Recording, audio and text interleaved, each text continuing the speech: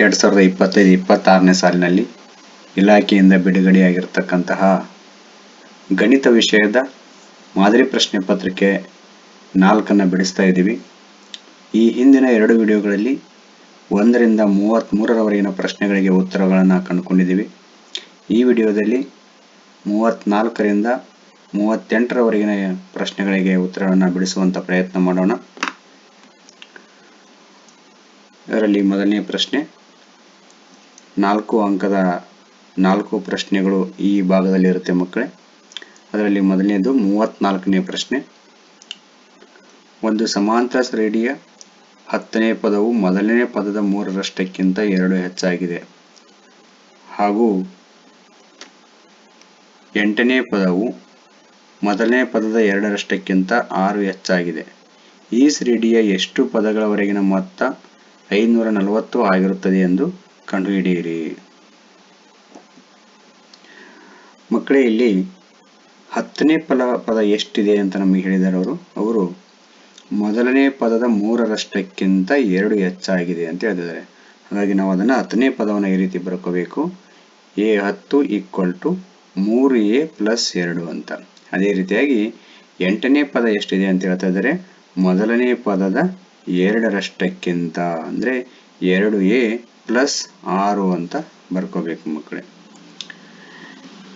ಈ A10 ನಾವು A + 9D ಅಂತ ಬರ್ಕೋಬಹುದು. ಈ 3A + 2 ಹಾಗೆ ಇರಲಿ. ಇಲ್ಲಿ ನಾವು 3Aನ ಎಡಗಡೆ ತೆಗೆದುಕೊಂಡು ಹೋಗೋಣ. A + 9D - 3A = 2. ಇಲ್ಲಿ A ಮತ್ತು 3Aದಲ್ಲಿ A ಅನ್ನು ಕಳೆಯೋಣ. -2A ಆಗುತ್ತೆ + 9D = 2. ಇದನ್ನು ಸಮೀಕರಣ 1 ಅಂತ ತೆಗೆದುಕೊಳ್ಳೋಣ ಮಕ್ಕಳೇ. ಅದೇ ರೀತಿಯಾಗಿ A8ಅನ್ನು A + 7D ಅಂತ ಬರ್ಕೊಳ್ಳೋಣ. ಇಲ್ಲಿ 2Aನ ಎಡಭಾಗಕ್ಕೆ ತೆಗೆದುಕೊಂಡ್ಬಂದ್ರೆ -2A ಆಗುತ್ತೆ. 2Aದಲ್ಲಿ A ಅನ್ನು ಕಳೆದ್ರೆ A ಆಗುತ್ತೆ. ದೊಡ್ಡ ಸಂಖ್ಯೆ ಮೈನಸ್ ಇರೋದ್ರಿಂದ -A ಆಗುತ್ತೆ. -A + 7D as it is ಬರ್ಕೊಳ್ಳೋಣ = 6. ಇದನ್ನು ಸಮೀಕರಣ 2 ಅಂತ ಬರ್ಕೊಳ್ಳೋಣ ಮಕ್ಕಳೇ. ಇಲ್ಲಿ ಸಮೀಕರಣ 1 ಮತ್ತು 2ಅನ್ನು ಬಳಸಿಕೊಂಡು ನಾವಿಲ್ಲಿ A ಮತ್ತು D ಬೆಲೆಗಳನ್ನು ಕಂಡುಹಿಡಿಯಬೇಕು. ನಂತರದಲ್ಲಿ n ಅನ್ನು ಕಂಡುಹಿಡಿಯಬೇಕು ಮಕ್ಕಳೇ. ಇಲ್ಲಿ ಗಮನಿಸಿ, A ಅನ್ನು ನಾವು ಸಮ ಮಾಡ್ಕೊಳ್ಳೋಣ. ಯಾಕಂದ್ರೆ ಇಲ್ಲಿ 2A ಇದೆ, ಇಲ್ಲಿ A ಇದೆ. ಹಾಗಾಗಿ ನಾವು ಮೊದಲನೇ ಒಂದು ಸಮೀಕರಣವನ್ನು 1ರಿಂದ, ಎರಡನೇ ಸಮೀಕರಣವನ್ನು 2ರಿಂದ ಗುಣಾಕಾರ ಮಾಡ್ಕೊಳ್ಳೋಣ. ಇಲ್ಲಿ ನಾವು ಟೋಟಲ್ ಆಗಿ ಗುಣಾಕಾರ ಮಾಡ್ಕೋಬೇಕು ಮಕ್ಕಳೇ.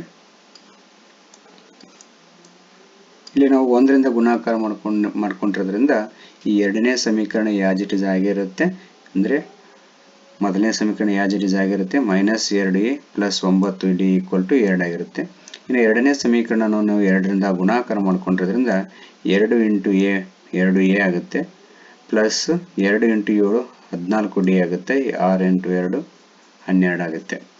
ಇಲ್ಲಿ ನಾವು ಮೊದಲನೇ ಸಮೀಕರಣದಲ್ಲಿ ಎರಡನೇ ಸಮೀಕರಣವನ್ನು ಕಳೆದಾಗ ಇಲ್ಲಿ ಚಿಹ್ನೆ ಬದಲಾಗುತ್ತೆ. ಮೈನಸ್ ಇದು ಪ್ಲಸ್ ಆಗುತ್ತೆ, ಇದು ಮೈನಸ್ ಆಗುತ್ತೆ, ಇದು ಕೂಡ ಮೈನಸ್ ಆಗುತ್ತೆ.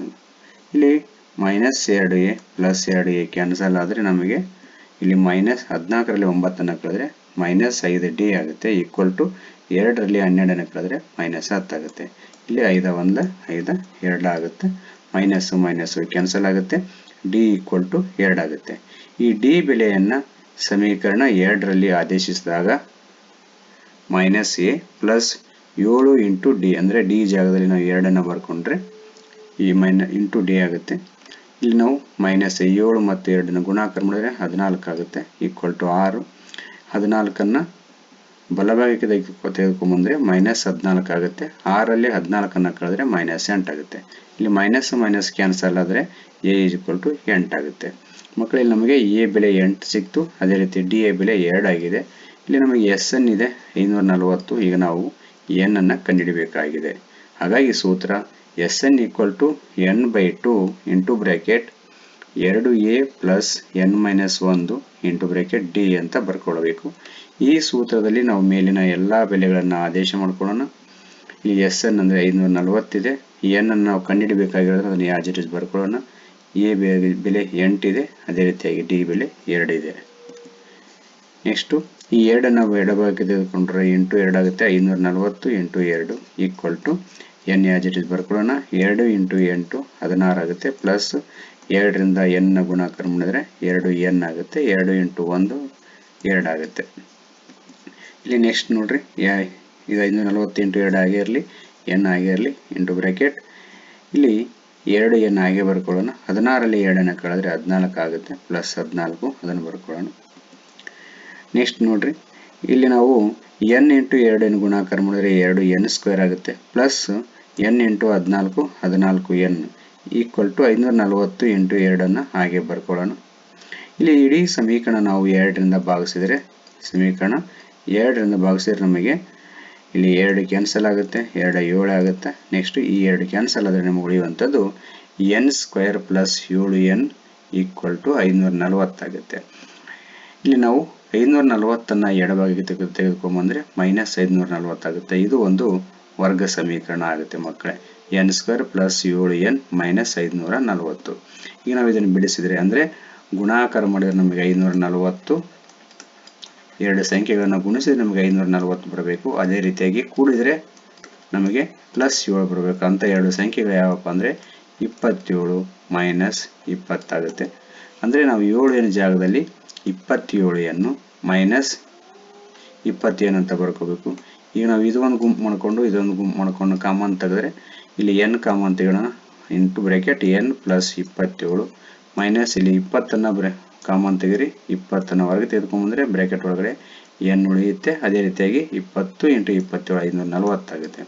ಮಕ್ಕಳೇ ಇಲ್ಲಿ ಈ ಭಾಗದಲ್ಲಿ ನೋಡ್ರಿ, ಇದು ಮೈನಸ್ ಇದ್ದಿದೆ ಪ್ಲಸ್ ಆಗಿದೆ ಅಂದರೆ ಇಲ್ಲಿ ಏನಾಗಿರುತ್ತೆ ಅಂದರೆ ಮೈನಸ್ ಆಗಿರುತ್ತೆ. ಒಂದು ವೇಳೆ ಇಲ್ಲಿ ಮೈನಸ್ ಇದ್ದಿದ್ದು ಮೈನಸ್ ಇತ್ತಂದರೆ ಇದು ಪ್ಲಸ್ ಆಗಿರುತ್ತೆ. ಇದನ್ನು ಗಮನಿಸಿ ನೀವು ನೆಕ್ಸ್ಟು ವರ್ಗ ಸಮೀಕರಣ ಮತ್ತು ಬಹುಪದೋಕ್ತಿಯ ಶೂನ್ಯತೆಗಳನ್ನು ಕಂಡುಹಿಡಿಯಬೇಕಾದ್ರೂ ಕೂಡ ನಿಮಗೆ ಇದು ಹೆಲ್ಪ್ ಆಗುತ್ತೆ. ನೆಕ್ಸ್ಟ್ ಇಲ್ಲಿ ನಾವು n ಪ್ಲಸ್ 27 ಕಾಮನ್ ತೆಗೆದ್ರೆ n ಮೈನಸ್ 20 ಉಳಿಯುತ್ತೆ, ಈಕ್ವಲ್ ಟು 0. ಇಲ್ಲಿ n ಪ್ಲಸ್ 27 ಈಕ್ವಲ್ ಟು 0 ಅಥವಾ n ಮೈನಸ್ 20 ಈಕ್ವಲ್ ಟು 0 ಅಂತ ಬರ್ಕೊಳ್ಳೋಣ. ಇಲ್ಲಿ n is equal to plus 27 ಬಲಭಾಗಕ್ಕೆ ಬಂದರೆ ಮೈನಸ್ 27 ಆಗುತ್ತೆ. ಅದೇ ರೀತಿಯಾಗಿ n ಈಕ್ವಲ್ ಟು ಮೈನಸ್ 20 ಬಲಭಾಗಕ್ಕೆ ಬಂದರೆ ಪ್ಲಸ್ 20 ಆಗುತ್ತೆ. ಮಕ್ಕಳೇ ಸಮಾಂತರ ಶ್ರೇಣಿಯಲ್ಲಿ n ನ ಬೆಲೆ ಯಾವುದೇ ಕಾರಣಕ್ಕೂ ಮೈನಸ್ ಆಗಿರೋದಿಲ್ಲ, ಹಾಗಾಗಿ ನಾವು ಇದನ್ನು ಕನ್ಸಿಡರ್ ಮಾಡೋ ಅವಶ್ಯಕತೆ ಇಲ್ಲ. ಹಾಗಾಗಿ ಪ್ಲಸ್ ಇರುತ್ತಂತಕ್ಕದನ್ನು ಮಾತ್ರ ನಾವು ಬಳಸಬೇಕು. ಆದ್ದರಿಂದ ಇಲ್ಲಿ ಪದಗಳ ಸಂಖ್ಯೆ ಎಷ್ಟಾಗಿರುತ್ತೆ ಅಂದರೆ 20 ಆಗಿರುತ್ತೆ. ಮಕ್ಕಳೇ ಇದು 34ನೇ ಪ್ರಶ್ನೆಯಲ್ಲಿ ನಿಮಗೆ ಇನ್ನೊಂದು ಆಯ್ಕೆಯ ಪ್ರಶ್ನೆ ಇದೆ, ಅದನ್ನು ಕೂಡ ಬಿಡಿಸುವಂತ ಪ್ರಯತ್ನ ಮಾಡೋಣ. ಇಲ್ಲಿ ಮೊದಲ ಪದ ಮತ್ತು ಸಾಮಾನ್ಯ ವ್ಯತ್ಯಾಸಗಳ ಅನುಪಾತ 3:2 ಇರುವ ಸಮಾಂತರ ಶ್ರೇಣಿಯ ಮೊದಲ 26 ಪದಗಳ ಮೊತ್ತವು 1456 ಆಗಿದೆ. ಈ ಸಮಾಂತರ ಶ್ರೇಣಿಯನ್ನು ಕಂಡುಹಿಡಿಯಿರಿ ಮತ್ತು ಈ ಶ್ರೇಣಿಯ ಎಷ್ಟನೇ ಪದವು 62 ಆಗಿದೆ ಅಂತ ಕೇಳಿದರೆ. ಮಕ್ಕಳೇ ಇಲ್ಲಿ ನಮಗೆ ಮೊದಲನೇ ಪದ ಮತ್ತು ಸಾಮಾನ್ಯ ವ್ಯತ್ಯಾಸಗಳ ಅನುಪಾತ ಕೊಟ್ಟಿದ್ದಾರೆ, ಜೊತೆಗೆ ಮೊದಲ 26 ಪದಗಳ ಮೊತ್ತ ಕೊಟ್ಟರೆ ಅಂದರೆ S26 ನಮಗೆ ಕೊಟ್ಟಿದ್ದಾರೆ.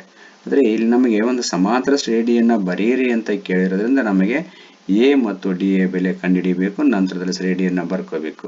ಅದರ ನಂತರದಲ್ಲಿ ಏನು ಮಾಡಬೇಕಪ್ಪ ಅಂದ್ರೆ ನಾವು ಎಷ್ಟನೇ ಪದವು 62 ಆಗಿದೆ ಅಂತ ಕೇಳಿರೋದ್ರಿಂದ ಇದು ನಮಗೆ ಎನ್ ಆಗಿರುತ್ತೆ.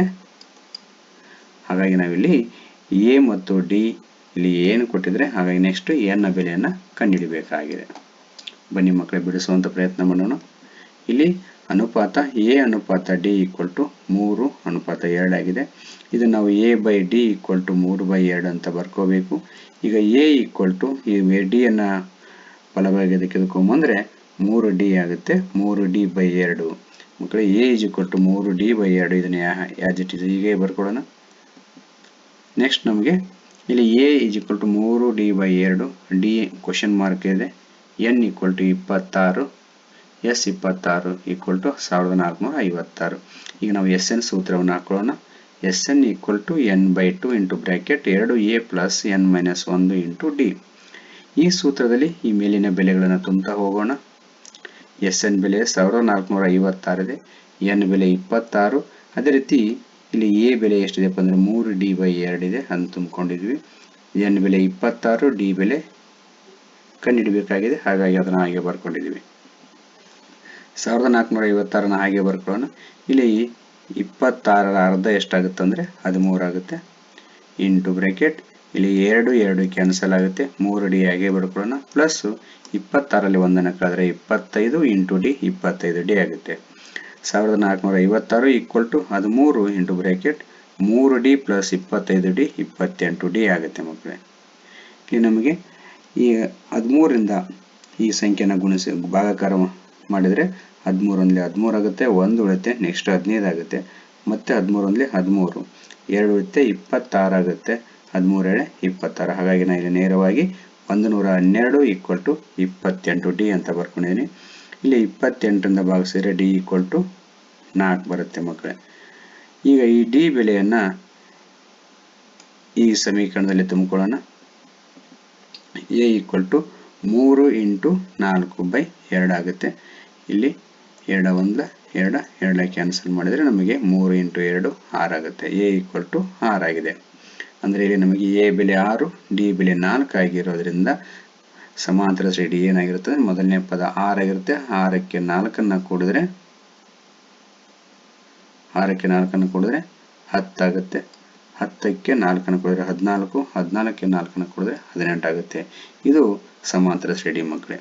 ನೆಕ್ಸ್ಟ್ ಕೇಳಿರುವಂಥ ಪ್ರಶ್ನೆ ಏನದ ಅಂದರೆ ಎನ್ ಬೆಲೆಯನ್ನು ಕಂಡುಹಿಡಿಯಬೇಕು, ಎಷ್ಟನೇ ಪದ ಅಂತ ಕೇಳಿದ್ದಾರೆ. ಹಾಗಾಗಿ ಇಲ್ಲಿ ಎನ್ 62 ಕೊಟ್ಟಿದ್ದಾರೆ. ನಾವು ಇಲ್ಲಿ ಎನ್ ಸೂತ್ರವನ್ನು ಬರ್ಕೋಬೇಕು. N equal to a plus n minus 1 into D.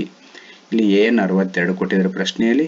A ಬೆಲೆ 6 ಇದೆ, ಅದೇ ರೀತಿಯಾಗಿ ಎನ್ ಅನ್ನು ಕಂಡುಹಿಡಿಬೇಕಾದ ಹಾಗೆ ಬರ್ಕೊಳ್ಳೋಣ. ಡಿ ಬೆಲೆ 4 ಇದೆ, 4ನ್ನು ಬರ್ಕೊಳ್ಳೋಣ. ಇಲ್ಲಿ 62, ಇಲ್ಲಿ ಎನ್ 4ರಿಂದ ಎನ್ ಅನ್ನು ಗುಣಾಕಾರ ಮಾಡಿದ್ರೆ 4n ಮೈನಸ್ 4 ಇಂಟು 1 4 ಆಗಿರುತ್ತೆ.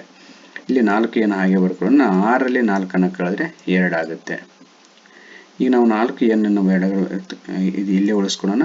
ಪ್ಲಸ್ 2ನ್ನು ಎಡಭಾಗಕ್ಕೆ ತೆಗೆದುಕೊಂಡ್ಬಂದರೆ ಮೈನಸ್ 2 ಆಗುತ್ತೆ. 62 ಮೈನಸ್ 2, 62ರಲ್ಲಿ 2ನ್ನು ಕಳೆದ್ರೆ 60 ಆಗುತ್ತೆ.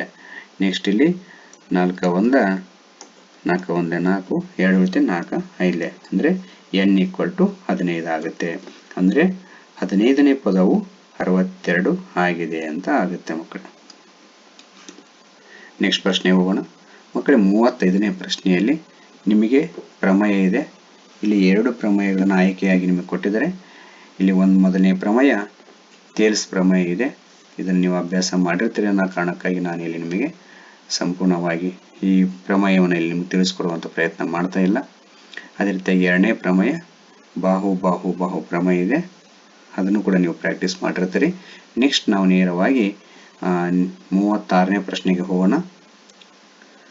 ಕೊಟ್ಟಿರುವ ರೇಖಾತ್ಮಕ ಸಮೀಕರಣಗಳ ಜೋಡಿಯನ್ನು ನಕ್ಷೆಯ ವಿಧಾನದಿಂದ ಬಿಡಿಸಿ ಅಂತ ಹೇಳಿದರೆ ಬಹಳ ಸುಲಭವಾಗಿರತಕ್ಕಂಥ ಪ್ರಶ್ನೆ ಮಕ್ಕಳೇ. ಗ್ರಾಫ್ ಹಾಕಬೇಕು ನೀವು ಇಲ್ಲಿ ಮೊದಲನೇ ಒಂದು ಸಮೀಕರಣಕ್ಕೆ ಟೇಬಲನ್ನು ಹಾಕೊಂಡ್ರೆ x plus 2y equal to 6 ಇದೆ. ಇಲ್ಲಿ x ಬೆಲೆ 0 ಆದರೆ 2y ಈಕ್ವಲ್ ಟು 6 ಇದೆ. ಇಲ್ಲಿ ನೀವು ನೋಡ್ರಿ, ಇದು x 0 ಆದರೆ ಪ್ಲಸ್ 2y ಈಕ್ವಲ್ ಟು 6 ಆಗುತ್ತೆ. ಅಂದರೆ 2y ಎದಕ್ಕೆ ಸಮ ಇರುತ್ತೆ ಅಂದರೆ 6ಕ್ಕೆ ಸಮ ಇರುತ್ತೆ. 2 ಇಂಟು 3 ಆದರೆ ಇದು 6 ಆಗುತ್ತೆ. ಹಾಗಾಗಿ 0 ತುಂಬಿದಾಗ ಇದು 3 ಆಗುತ್ತೆ. ಅದೇ ರೀತಿ y ಬೆಲೆ 0 ಆದರೆ ಟೋಟಲ್ ಟರ್ಮ್ 0 ಆಗುತ್ತೆ. ಹಾಗಾಗಿ x ಇಸ್ ಈಕ್ವಲ್ ಟು 6 ಆಗುತ್ತೆ. ಅದೇ ರೀತಿಯಾಗಿ x plus y is equal to 2, ಈ ಸಮೀಕರಣಕ್ಕೆ ಒಂದು ಟೇಬಲನ್ನು ಹಾಕೋಣ. ಇಲ್ಲಿ x 0 ಆದರೆ y 2 ಆಗುತ್ತೆ, y 0 ಆದರೆ x 2 ಆಗುತ್ತೆ. ಈ ಪಾಯಿಂಟನ್ನು ನಾವು ಗ್ರಾಫಲ್ಲಿ ಹಾಕಿದಾಗ ಗ್ರಾಫ್ ಈ ರೀತಿ ಬರುತ್ತೆ ಮಕ್ಕಳೇ. ಇಲ್ಲಿ ನಮಗೆ ಫಲಿತಾಂಶ ಅಥವಾ ಪರಿಹಾರ ಏನಾಗಿರುತ್ತೆ ಅಂತಂದರೆ ಇಲ್ಲಿ ನೋಡಿ, x ಮೈನಸ್ 2 ಇದೆ, ಅದೇ ರೀತಿಯಾಗಿ y 4 ಇದೆ. ಅಂದರೆ ನಮಗೆ ಪರಿಹಾರ ಏನಾಗಿರುತ್ತಪ್ಪ ಅಂದರೆ ಪರಿಹಾರ -2 4 ಆಗಿರುತ್ತೆ ಮಕ್ಕಳೇ. ನೆಕ್ಸ್ಟ್ ಪ್ರಶ್ನೆ 37ನೇ ಪ್ರಶ್ನೆ. ತ್ರಿಕೋನಮಿತಿಯ ಅನ್ವಯಗಳ ಘಟಕಕ್ಕೆ ಸಂಬಂಧಿಸಿರ್ತಕ್ಕಂಥ ಒಂದು ಪ್ರಶ್ನೆ ಇರುತ್ತೆ. ಅತಿ ಸರಳವಾಗಿರ್ತಕ್ಕಂಥ ಪ್ರಶ್ನೆ ಇರುತ್ತೆ ಮಕ್ಕಳೇ. ನೀವು ಕೇವಲ ಪ್ರಶ್ನೆಯ ಒಂದು ಲೆಂತನ್ನು, ಪ್ರಶ್ನೆ ದೊಡ್ಡದಾಗಿದೆ ಅನ್ನೋ ಕಾರಣಕ್ಕಾಗಿ ಇದನ್ನು ನೀವು ಗಾಬರಿಗೊಳ್ಳುವಂಥ ಅವಶ್ಯಕತೆ ಇಲ್ಲ. ಬಹಳ ಸುಲಭವಾಗಿರತಕ್ಕಂಥ ಪ್ರಶ್ನೆ ಆಗಿರುತ್ತೆ. ನೋಡಿ, ಚಿತ್ರದಲ್ಲಿ ತೋರಿಸಿರುವಂತೆ ಸಮತಟ್ಟಾದ ನೆಲದ ಮೇಲೆ ಒಂದು ಕಟ್ಟಡ AD ಹಾಗೂ ಒಂದು ಗೋಪುರ BE ನೇರವಾಗಿ ನಿಂತಿವೆ ಅಂತ ಹೇಳಿದ್ರೆ, ಇಲ್ಲಿ AD ಮತ್ತು BE ಒಂದು ಕಟ್ಟಡ, BE ಅನ್ನೋದೊಂದು ಗೋಪುರ. ಒಂದು ಸಮತಟ್ಟದ ಮೇಲೆ ನಿಂತಿದೆ ಅಂತ ಹೇಳ್ತಿದ್ದಾರೆ. ಕಟ್ಟಡದ ತುದಿಯಿಂದ ಗೋಪುರ ತುದಿಗೆ 30 ಡಿಗ್ರಿ ಉನ್ನತ ಕೋನದಲ್ಲಿ ಎಬಿ ನೇರದಲ್ಲಿ ಒಂದು ಡ್ರೋನ್ 10 ಸೆಕೆಂಡ್ಗಳಲ್ಲಿ ಹೋಗಿ ತಲುಪಿದೆ ಅಂತ ಹೇಳ್ತಾರೆ. ಅಂದರೆ ಕಟ್ಟಡ ತುದಿ ಅಂದರೆ ಎ ಆಗುತ್ತೆ. ಈ ತುದಿಯಿಂದ ಗೋಪುರ ತುದಿಗೆ ಇಲ್ಲಿ ಉನ್ನತ ಕೋನ 30 ಡಿಗ್ರಿ ಕೋನದಲ್ಲಿ, ಅಂದರೆ ಎ ಬಿ ನೇರದಲ್ಲಿ ಡ್ರೋನು ಎ ಇಂದ ಬಿಗೆ ತಲುಪೋದಕ್ಕೆ 10 ಸೆಕೆಂಡ್ ಟೈಮ್ ತಗೊಳುತ್ತೆ ಅಂತ ಹೇಳ್ತಿದ್ದಾರೆ. ಕಟ್ಟಡದ ಪಾದದಿಂದ ಗೋಪುರ ತುದಿಗೆ ಇರುವ ಉನ್ನತ ಕೋನವು, ಅಂದರೆ ಕಟ್ಟಡದ ಪಾದ ಇದು, ಇಲ್ಲಿಂದ ಗೋಪುರ ತುದಿಗೆ ಇರ್ತಕ್ಕಂಥ ಉನ್ನತ ಕೋನ 60 ಡಿಗ್ರಿ ಹಾಗೂ ಅವುಗಳ ನಡುವಿನ ದೂರವು ಬಿಡಿ 10√3 ಮೀಟರ್ ಆಗಿದೆ. ಅಂದರೆ ಬಿಡಿ ಹೇಳುತ್ತೆ 10√3 ಮೀಟರ್ ಅಂತ ಆಗಿದೆ ಅಂತ ಹೇಳ್ತಿದ್ದಾರೆ. ಹಾಗಾದರೆ ಕಟ್ಟಡ ಹಾಗೂ ಗೋಪುರಗಳ ಎತ್ತರ, ಕಟ್ಟಡ ಮತ್ತು ಗೋಪುರಗಳ ನಡುವಿನ ದೂರ ಮತ್ತು ಡ್ರೋನ್ನ ಜವವನ್ನು ಕಂಡುಹಿಡಿಯಿರಿ ಅಂತ ಹೇಳ್ತಾರೆ. ಮಕ್ಕಳೇ, ಅಲ್ಲಿ ನಾವು ಎಡಿ ಅಳತೆಯನ್ನು ಕಂಡುಹಿಡಿಬೇಕು, ಅದೇ ರೀತಿ ಬಿಇ ಅಳತೆ ಕಂಡುಹಿಡಿಬೇಕು. ಅಂದರೆ ಇದು ಕಟ್ಟಡದ ಎತ್ತರ, ಬಿಇ ಗೋಪುರದ ಎತ್ತರ ಆಗಿರುತ್ತೆ. ಜೊತೆಗೆ ಕಟ್ಟಡ ಮತ್ತು ಗೋಪುರಗಳ ನಡುವಿನ ದೂರ ಅಂದರೆ ಡಿ ಇಂದ ಇಗೆ, ಅಂದರೆ ಡಿಇ ಅಳತೆಯನ್ನು ಕಂಡುಹಿಡಿಬೇಕು. ನಂತರದಲ್ಲಿ ಡ್ರೋನ್ನ ಜವವನ್ನು ಕಂಡುಹಿಡಿಬೇಕು. ಮಕ್ಕಳೇ, ಡ್ರೋನ್ನ ಜವವನ್ನು ಕಂಡುಹಿಡಿಬೇಕಾಗಿತ್ತಂದರೆ ನಾವು ಎ ಬಿ ದೂರವನ್ನು ಕಂಡುಹಿಡಿಬೇಕು. ಅಂದರೆ ನಾವಿಲ್ಲಿ ಈಗ ಎ ಡಿ ಕಂಡುಹಿಡಿಬೇಕು. ಈ ಲೆಕ್ಕದಲ್ಲಿ ಎ ಡಿ ಕಂಡುಹಿಡಿಬೇಕು, ನೆಕ್ಸ್ಟು ಬಿಇ ಕಂಡುಹಿಡಿಬೇಕು, ನೆಕ್ಸ್ಟು ಡಿಇ ಕಂಡುಹಿಡಿಬೇಕು, ನೆಕ್ಸ್ಟು ಎ ಬಿ ಅಳತೆಯನ್ನು ಕಂಡುಹಿಡಿಬೇಕು. ಬನ್ನಿ ಮಕ್ಕಳು, ಬಿಡಿಸ್ತಾ ಹೋಗೋಣ. ಇಲ್ಲಿ ಚಿತ್ರದಲ್ಲಿ ತ್ರಿಭುಜ BDE ನಲ್ಲಿ ಈ ತ್ರಿಭುಜದಲ್ಲಿ ನಮಗೆ ಉನ್ನತ ಕೋನ ಗೊತ್ತಿದೆ, ಜೊತೆಗೆ ಇಲ್ಲಿ ವಿಕರ್ಣದ ಅಳತೆ ಗೊತ್ತಿದೆ. ನೆಕ್ಸ್ಟು ಇದು ನಮಗೆ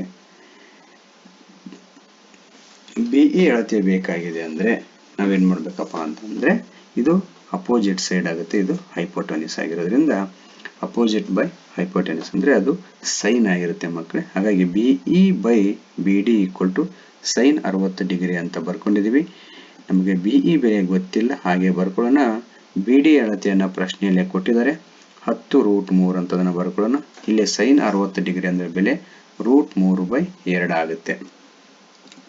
ಬಿಇ ಈಕ್ವಲ್ ಟು ಊರೆ ಗುಣಾಕಾರ ಮಾಡಿದಾಗ ನಮಗೆ 10√3 ಇಂಟು 3√3 ಅಂದರೆ 10 ಇಂಟು 3 ಅಂದರೆ √3 ಇಂಟು √3 ಏನಾಗುತ್ತಪ್ಪ ಅಂದರೆ 3 ಆಗುತ್ತೆ ಬೈ 2 ಆಗಿದೆ. ಹಾಗೆ ಇರಲಿ, ಇಲ್ಲಿ 2 1 2 5 ಆಗುತ್ತೆ.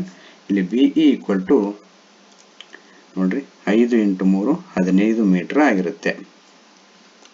ಅಂದರೆ ಗೋಪುರದ ಎತ್ತರ 15 ಮೀಟರ್ ಆಗಿದೆ ಮಕ್ಕಳೇ. ಓಕೆ, ನಿಮಗೆ ಅರ್ಥ ಆಗಲಿ ಅನ್ನೋ ಕಾರಣಕ್ಕಾಗಿ ನಾನು ಇಲ್ಲಿ ಲೈನ್ಗಳನ್ನು ಎಳೆದು ಭಾಗಗಳನ್ನಾಗಿ ಮಾಡ್ಕೊಂಡು ಲೆಕ್ಕ ಬಿಡಿಸ್ತಾ ಇದ್ದೀನಿ. ನೀವು ಪರೀಕ್ಷೆಯಲ್ಲಿ ನಿಮಗೆ ಅನುಕೂಲವಾದ ರೀತಿಯಲ್ಲಿ ಒಂದೇ ಕೆಳಗಡೆ ಮಾಡ್ತಾ ಹೋದರೆ ಅನ್ನೋ ಚೆಂದ ಕಾಣುತ್ತೆ ಮಕ್ಕಳು. ನೆಕ್ಸ್ಟ್ ಇಲ್ಲಿ ಅದೇ ರೀತಿಯಾಗಿ ಮತ್ತೆ BDE ತ್ರಿಭುಜವನ್ನು ತೆಗೆದುಕೊಂಡಿನ ಇಲ್ಲಿ ಈಗ ನಾವು DE ಅಳತೆಯನ್ನು ಕಂಡುಹಿಡಿಯಬೇಕಾಗಿರೋದ್ರಿಂದ ನಾನಿಲ್ಲಿ DE by BD equal to cos 60 degree ಅಂತ ಬರ್ತೀನಿ. ಅಂದರೆ ಕಾಸ್ನ ಅನುಪಾತ ಏನಾಗಿರುತ್ತಪ್ಪ ಅಂದರೆ ಇಲ್ಲಿ ಪಾರ್ಶ್ವಬಾಹು ಬೈ ವಿಕರ್ಣ ಆಗಿರುತ್ತೆ. ಹಾಗಾಗಿ ನಾನು DB by BD equal to cos 60 degree ಅಂತ ಬರ್ದಿದ್ದೀನಿ. ನಮಗೆ DE ಬೆಲೆ ಬೇಕಾಗಿದೆ, BD ಅಳತೆ ಅವರೇ ಕೊಟ್ಟಿದ್ದಾರೆ 10√3 ಅಂತ. ಕಾಸ್ 60 ಡಿಗ್ರಿ ಬೆಲೆ 1/2 ಆಗುತ್ತೆ, ಅದನ್ನು ಬರ್ಕೊಂಡಿದ್ದೀನಿ. ಈಗ DE ಈಕ್ವಲ್ ಟು ಊರೆ ಗುಣಾಕಾರ ಮಾಡೋಣ, 10 ಇಂಟು √3, ಇಲ್ಲಿ 10 ಇಂಟು √3/2 ಆಗುತ್ತೆ. ಇಲ್ಲಿಗೆ ನಾವು 10ರಿಂದ 2 1 2 5 ಕ್ಯಾನ್ಸಲ್ ಆಗುತ್ತೆ. DE ಈಕ್ವಲ್ ಟು 5√3 ಮೀಟರ್ ಆಗುತ್ತೆ. ಅಂದರೆ ಕಟ್ಟಡ ಮತ್ತು ಗೋಪುರ ನಡುವಿನ ದೂರ ಎಷ್ಟಾಗುತ್ತೆ ಅಂದರೆ 5√3 ಮೀಟರ್ ಆಗಿರುತ್ತೆ. ನೆಕ್ಸ್ಟ್ ನೀವು ನೋಡ್ರಿ, ಇಲ್ಲಿ ನಮಗೆ AC ಮತ್ತು DE ಅಳತೆ ಸೇಮ್ ಇರೋದ್ರಿಂದ, ಅಂದರೆ ಇದು DE ಬೆಲೆ ನಮಗೆ 5√3 ಮೀಟರ್ ಆಗಿರೋದ್ರಿಂದ AC ಕೂಡ ಎಷ್ಟಾಗಿರುತ್ತಪ್ಪ ಅಂದರೆ 5√3 ಮೀಟರ್ ಆಗಿರುತ್ತೆ ಮಕ್ಕಳೇ. ನೆಕ್ಸ್ಟ್ ಇಲ್ಲಿ ನಮಗೆ ಯಾಕಪ್ಪ ಅಂದರೆ AB ಉದ್ದವನ್ನು ನಾವು ಕಂಡುಹಿಡಿಯಬೇಕಾಗಿದೆ. ಹಾಗಾಗಿ ಈ ತ್ರಿಭುಜ ABC ನಲ್ಲಿ ನಮಗೆ ಯಾವುದಾದ್ರೂ ಒಂದು AC ಗೊತ್ತಿರಬೇಕು, ಇಲ್ಲಾಂದರೆ BC ಗೊತ್ತಿರಬೇಕು. ಇಲ್ಲಿ ನಾವೀಗ AC ಗೊತ್ತಿದೆ, ಹಾಗಾಗಿ ನಾವು AC ಅಳತೆಯನ್ನು ತೆಗೆದುಕೊಂಡು ಲೆಕ್ಕ ಮಾಡೋಣ. ತ್ರಿಭುಜ ABCಯಲ್ಲಿ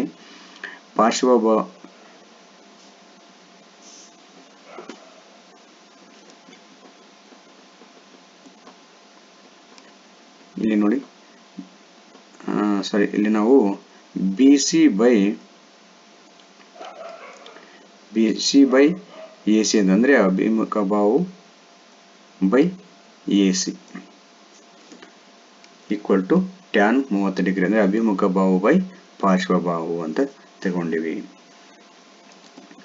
ನೆಕ್ಸ್ಟ್ ಇಲ್ಲಿ BC ಅದನ್ನ ಆಸ್ ಇಟ್ ಇಸ್ ಬರ್ಕೊಳ್ಳೋಣ. AC ಅಂದರೆ 5√3 ಈಕ್ವಲ್ ಟು 1/√3. ನೆಕ್ಸ್ಟು ಇಲ್ಲಿ √3 ಮತ್ತು √3 ಕ್ಯಾನ್ಸಲ್ ಆಗುತ್ತೆ. 5 × 1 5 ಆಗುತ್ತೆ. BC = 5 ಮೀಟರ್ ಆಗುತ್ತೆ. BC = 5 ಮೀಟರ್ ಆಗಿರುತ್ತೆ. ಮಕ್ಕಳು ಇದನ್ನು ಯಾಕೆ ಕಂಡುಹಿಡಿದಿವಪ್ಪ ಅಂತಂದರೆ ನಮಗೆ AD ಅಳತೆ ಬೇಕಾಗಿದೆ. ಹಾಗಾಗಿ ನೆಕ್ಸ್ಟ್ AB ಅಳತೆ ಕಂಡುಹಿಡಿದರೆ ಈಗ ಮೊದಲೇ AD ಅಳತೆ ಬೇಕಾಗಿದೆ.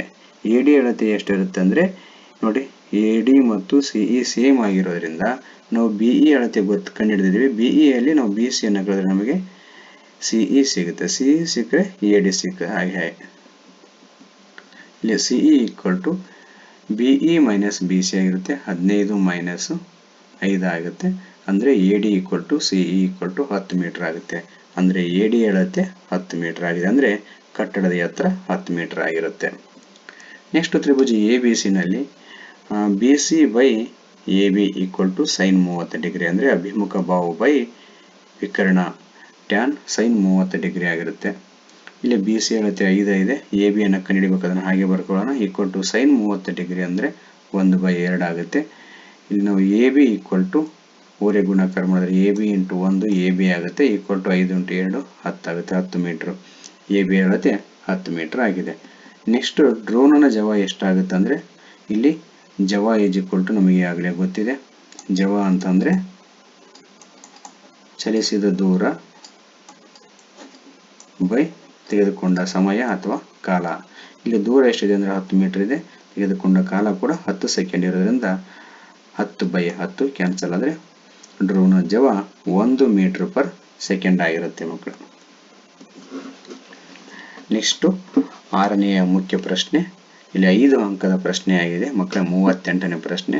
ಇಲ್ಲಿ ನಿಮಗೆ 2 ಪ್ರಶ್ನೆಗಳಿರುತ್ತೆ, ಒಂದು ಆಯ್ಕೆಯಾಗಿರುತ್ತೆ. ನಿಮಗೆ ಯಾವುದು ಸುಲಭ ಇರುತ್ತೋ ಅದನ್ನು ಪರೀಕ್ಷೆಯಲ್ಲಿ ಬಿಡಿಸಿ. ಅದಿಲ್ಲಿ ನಾವು ಈ ವಿಡಿಯೋದಲ್ಲಿ ನಾನು 2 ಪ್ರಶ್ನೆಗಳಿಗೆ ಉತ್ತರವನ್ನು ಬಿಡಿಸುವಂತ ಪ್ರಯತ್ನ ಮಾಡಿದೆ.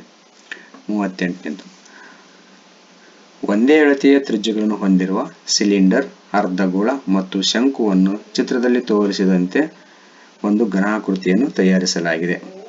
ಸಿಲಿಂಡರ್ನ ಎತ್ತರವು 6 ಸೆಂಟಿಮೀಟರ್ ಆಗಿದ್ದು ಜೋಡಿಸಿದ ಘನಾಕೃತಿಯ ಒಟ್ಟು ಎತ್ತರವು 13 ಸೆಂಟಿಮೀಟರ್ ಆಗಿದೆ. ಸಿಲಿಂಡರ್ನ ಘನಫಲವು ಅರ್ಧಗೋಳದ ಘನಫಲದ 3ರಷ್ಟಕ್ಕೆ ಸಮನಾಗಿದ್ದರೆ ಜೋಡಿಸಿದ ಘನಾಕೃತಿಯ ಘನಫಲ, ಮಗು ಮತ್ತು ಮೇಲ್ಮೈ ವಿಸ್ತೀರ್ಣವನ್ನು ಕಂಡುಹಿಡಿಯಿರಿ ಅಂತ ಇದೆ. ಮಕ್ಕಳು ಇಲ್ಲಿ ನೋಡಿ, ಒಂದು ಘನಾಕೃತಿಯನ್ನು ತಯಾರಿಸಲಾಗಿದೆ. ಅದರಲ್ಲಿ ಸಿಲಿಂಡರು, ಅರ್ಧಗೋಳ ಮತ್ತು ಶಂಕುವನ್ನು ಜೋಡಿಸಿ ಒಂದು ಘನಾಕೃತಿಯನ್ನು ತಯಾರಿಸಲಾಗಿದೆ. ಜೊತೆಗೆ ಆ 3 ಆಕೃತಿಗಳ ತ್ರಿಜ್ಯ ಒಂದೇ ಆಗಿರುತ್ತೆ. ನೆಕ್ಸ್ಟ್ ಏನು ಕೊಟ್ಟಂದ್ರೆ ಸಿಲಿಂಡರ್ನ ಎತ್ತರ ಕೊಟ್ಟರೆ 6 ಸೆಂಟಿಮೀಟರ್ ಅಂತ. ನೆಕ್ಸ್ಟ್ ಘನಾಕೃತಿಯ ಒಟ್ಟು ಎತ್ತರ 13 ಸೆಂಟಿಮೀಟರ್ ಅಂತ ಕೊಟ್ಟಿದ್ದಾರೆ. ನೆಕ್ಸ್ಟ್ ಇನ್ನೊಂದು ಏನು ಹೇಳಿದಾರಪ್ಪ ಅಂತಂದ್ರೆ ನಮಗವರು ಸಿಲಿಂಡರ್ನ ಘನಫಲ ಎಷ್ಟಿದೆ ಅಂತ ಹೇಳ್ತಾ ಇದ್ದಾರೆ. ಸಿಲಿಂಡರ್ನ ಘನಫಲವು ಅರ್ಧಗೋಳದ ಘನಫಲದ 3ರಷ್ಟಕ್ಕೆ ಸಮನಾಗಿದ್ದರೆ ಅಂತ ಹೇಳಿದ್ದಾರೆ.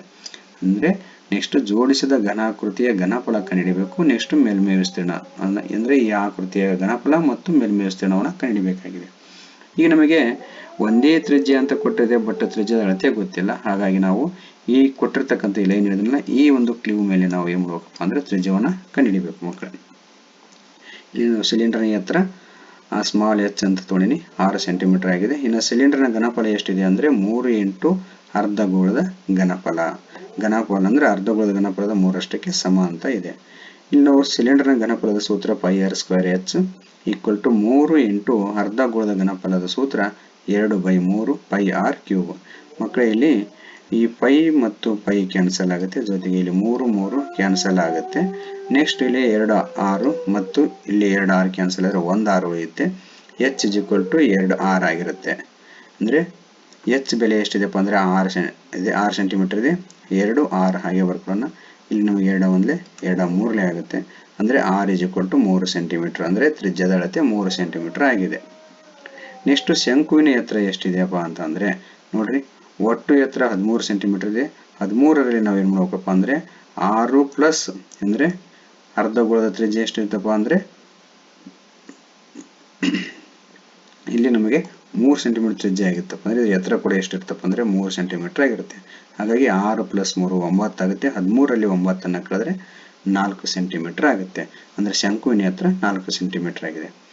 ಮಕ್ಕಳೇ, ನೆಕ್ಸ್ಟ್ ನಮಗೆ ಈ ಘನಾಕೃತಿಯ ಮೇಲ್ಮೈ ವಿಸ್ತೀರ್ಣ ಕಂಡುಹಿಡಿಯಬೇಕಂದ್ರೆ ಇಲ್ಲಿ ಶಂಕು ಇದೆ. ಶಂಕುವಿನ ಓರೆ ಎತ್ತರದ ಅಳತೆ ಕೂಡ ಬೇಕಾಗಿರುತ್ತೆ. ಹಾಗಾಗಿ ನಾವು ಅದನ್ನು ಕಂಡುಹಿಡ್ಕೋಬೇಕು. ಶಂಕುವಿನ ಓರೆ ಎತ್ತರ ಅದಕ್ಕೊಂದು ಸೂತ್ರ ಇದೆ. L = √h² + r². ಇಲ್ಲಿ ನಾವು h ಅಂದರೆ 4 ಸೆಂಟಿಮೀಟರ್ ಅಂತ ತಗೊಂಡು 4² + r ಬೆಲೆ 3 ಇದೆ, 3². 4ರ ವರ್ಗ 16 ಮತ್ತು 3ರ ವರ್ಗ 9 ಇದೆ. 16 + 9 25 √25 25ರ ವರ್ಗಮೂಲ 5 ಸೆಂಟಿಮೀಟರ್ ಆಗಿರುತ್ತೆ.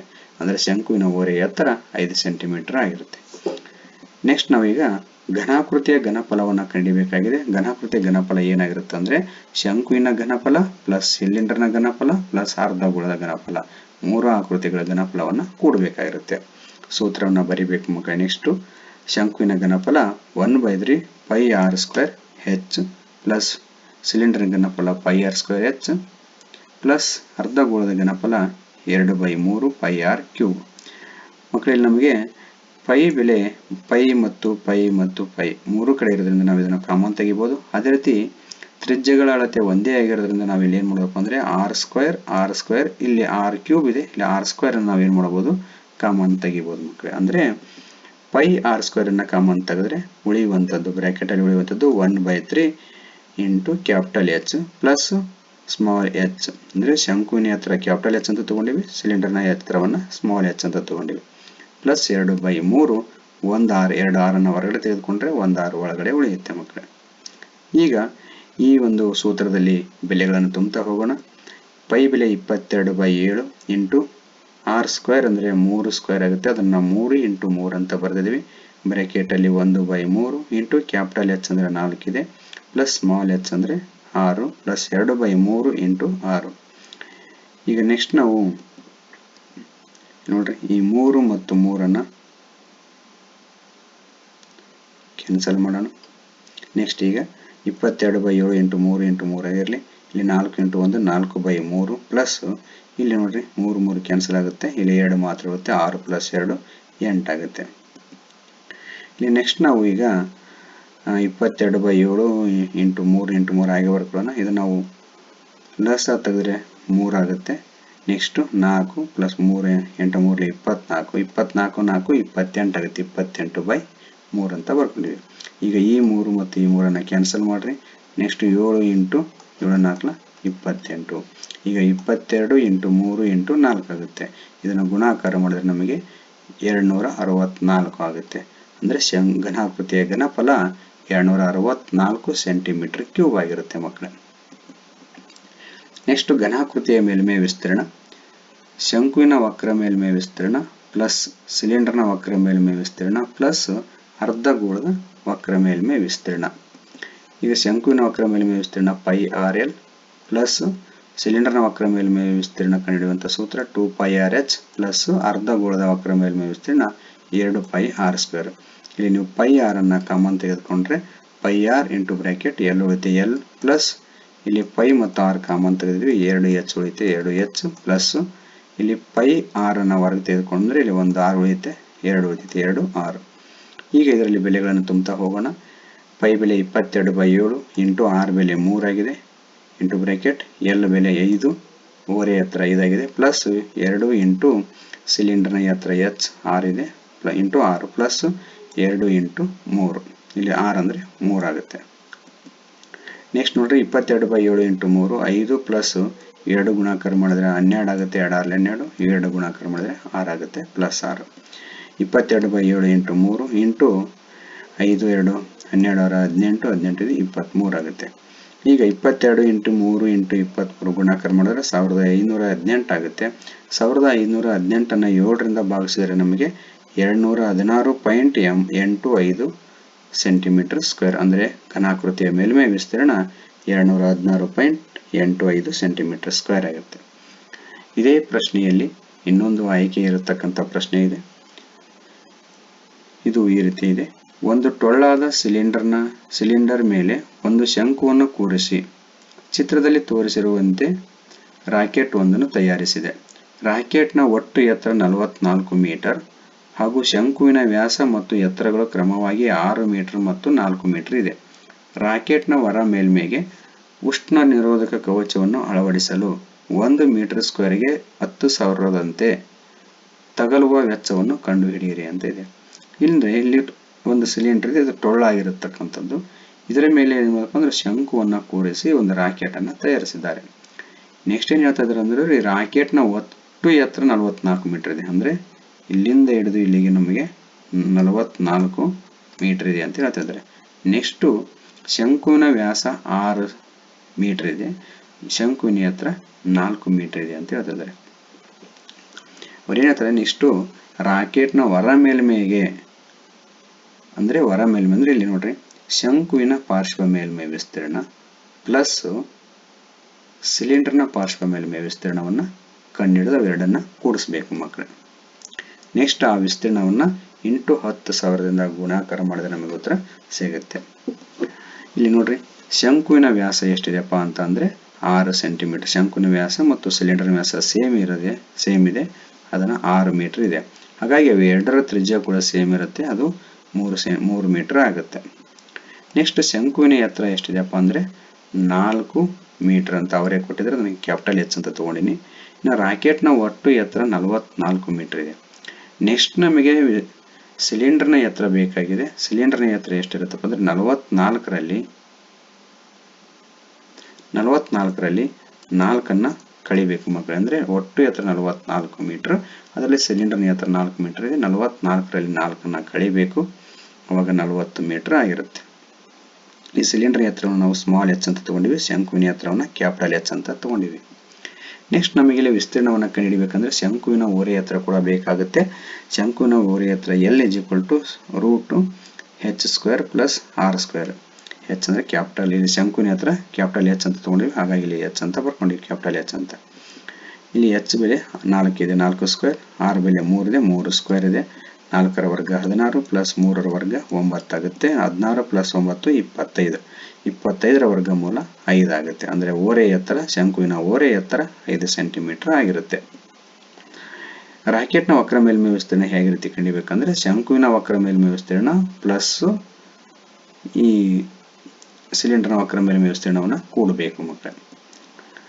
ಶಂಕುವಿನ ಓರೆ ಎತ್ತರ ವಕ್ರ ಮೇಲ್ಮೈ ಸೂತ್ರ πrl ಪ್ಲಸ್ ಸಿಲಿಂಡರ್ ವಕ್ರ ಮೇಲ್ಮೈ ವಿಸ್ತೀರ್ಣ ಸೂತ್ರ 2πrh.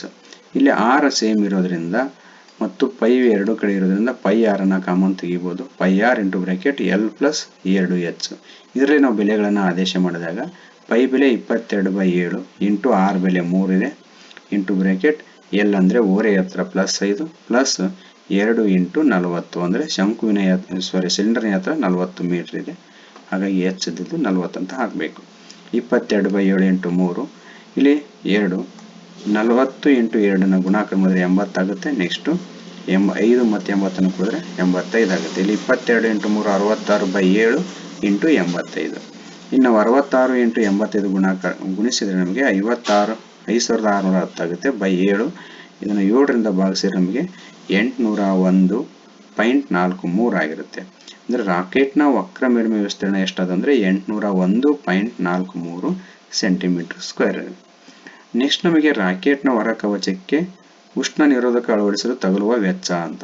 ಇಲ್ಲಿ 1 ಮೀಟರ್ ಸ್ಕ್ವೇರ್ಗೆ ಎಷ್ಟು, ಸರಿ ಮಕ್ಕಳು ಇದು ಸೆಂಟಿಮೀಟರ್ ಸ್ಕ್ವೇರ್ ಅಲ್ಲ, ಮೀಟರ್ ಸ್ಕ್ವೇರ್. ಇಲ್ಲಿ 1 ಮೀಟರ್ ಸ್ಕ್ವೇರ್ಗೆ 10,000 ರೂಪಾಯಿ ಆದರೆ 801.43 ಮೀಟರ್ ಸ್ಕ್ವೇರ್ಗೆ ಎಷ್ಟಾಗುತ್ತೆ ಅಂತ ಕಂಡುಹಿಡಿಯಬೇಕಾಗಿದೆ. ಹಾಗಾಗಿ ಇಂಟು 10,000 ಮಾಡಿದ್ರೆ ನಮಗೆ ಉತ್ತರ ಸಿಗುತ್ತೆ. ಇಲ್ಲಿ ನಾವು ಇಂಟು 10,000 ಮಾಡಿದ್ರೆ ಏನಾಗುತ್ತೆ ನೋಡ್ರಿ, 801.43 ಅಂತ ಬರೆದ್ರೆ ಮಕ್ಕಳೇ, ಇಲ್ಲಿ ನಮಗೆ 1ರ ಮುಂದೆ 4 0 ಇರೋದ್ರಿಂದ ಈ 801 ಹಾಗೆ ಬರ್ಕೊಳ್ಳೋಣ, ಜೊತೆಗೆ 4 3 ಹಾಗೆ ಬರ್ಕೊಳ್ಳೋಣ. ಈ ಪಾಯಿಂಟ್ 4 ಸ್ಥಾನ ಈ ಕಡೆ ಬರಬೇಕು ಬಲಭಾಗಕ್ಕೆ, ಹಾಗಾಗಿ 1 ಪಾಯಿಂಟ್ 2 ಪಾಯಿಂಟ್ ಅಂದ್ರೆ ಇಲ್ಲಿ ನೆಕ್ಸ್ಟ್ ಇನ್ನೂ 2 ಬರಬೇಕಂದ್ರೆ 2 0 ಕೊಡಬೇಕು. ಇಲ್ಲಿ ನಾವು ಕೊಟ್ಟಿದ್ದೀವಲ್ಲ 1 0 2 0 ಕೊಟ್ಟು ನೆಕ್ಸ್ಟ್ ಪಾಯಿಂಟ್ ಕೊಡಬೇಕು.